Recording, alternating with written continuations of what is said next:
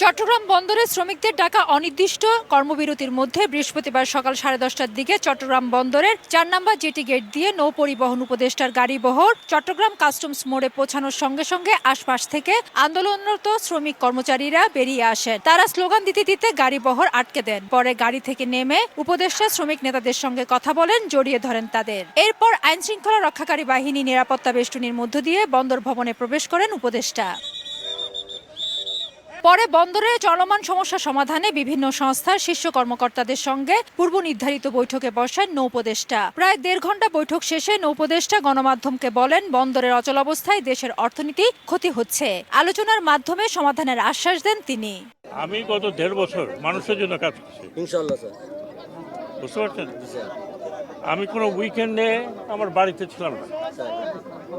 আপনাদের কথাও আমি বুঝি, আমার কথা আপনাদেরকে একটু বুঝতে হবে। তারপরে যেটা হবে উইল ডু ইট। বন্দর ভবন থেকে বের হওয়ার সময় পুনরায় নৌপদেষ্টার গাড়িবহর তোপের মুখে পড়ে। ইজারা প্রক্রিয়ার বিরুদ্ধে স্লোগান দিতে থাকেন আন্দোলনরত শ্রমিকরা। বন্দর চেয়ারম্যান ছাড়াই বৈঠক করার দাবি জানান শ্রমিক নেতারা। গত 2 দিন আমাদের শিপিং পুরোটাই বন্ধ ছিল, কোনো ফরেন শিপ আসা যাওয়া করে নাই, কোনো কর্মচারী বা কোনো জাহাজ বন্দর থেকে ছাড়া হয় নাই। আজকে পরিকল্পিতভাবে সমস্ত বন্দরকে সরকারের পক্ষ থেকে কলাপস করে নির্দিষ্ট সংখ্যক কিছু মানুষকে তারা জোর করে নিয়ে জাহাজগুলো ছাড়ানোর চেষ্টা করছে। এর আগে বৃহস্পতিবার সকালে অনির্দিষ্টকালের কর্মবিরতির দ্বিতীয় দিনে ব্যাপক সেনা, নৌ ও পুলিশ সদস্যরা বন্দরের 4 নম্বর গেটে অবস্থান নেয়। এই সময় শ্রমিকদেরকে বন্দরের অভ্যন্তরে প্রবেশ করতে দেওয়া হয়নি। এই নিয়ে ক্ষোভ প্রকাশ করেন শ্রমিকরা।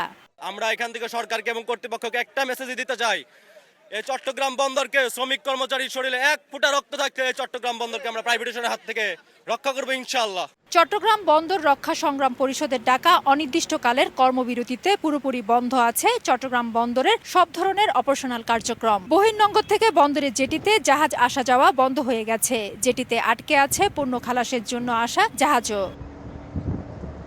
ফেদুস লিপি, সময় সংবাদ, চট্টগ্রাম।